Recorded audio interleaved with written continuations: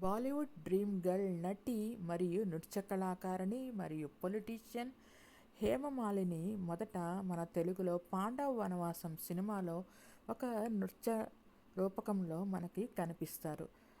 తమిళ అయ్యంగార్ కుటుంబంలో జన్మించారు నటి హేమమాలిని. మొదట తెలుగు, తమిళంలో నటించిన ఆ తర్వాత బాలీవుడ్లోకి అడుగుపెట్టి అక్కడ డ్రీమ్ గర్ల్గా పేరు తెచ్చుకున్నారు నటి హేమమాలిని. తనకు సోదరులు ఉన్నారు.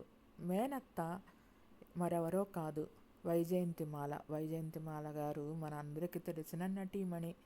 ప్రముఖ బాలీవుడ్ నటీమణి, నృత్య కళాకారిణి మరియు పొలిటీషియన్ అయిన వైజయంతిమాల గారు అడుగుజాడల్లోనే హేమమాలిని కూడా మంచి నటిగా, నృత్య కళాకారిణిగా, పొలిటీషియన్గా కూడా గుర్తింపు తెచ్చుకున్నారు. హేమమాలిని గారు నటుడు ధర్మేంద్రని ప్రేమించి వివాహం చేసుకున్నారు. వీరికి గాను 2 అమ్మాయిలు, ఈషా డియోల్, ఆహనా డియోల్. వాళ్ళిద్దరు కూడా నటీమణులే.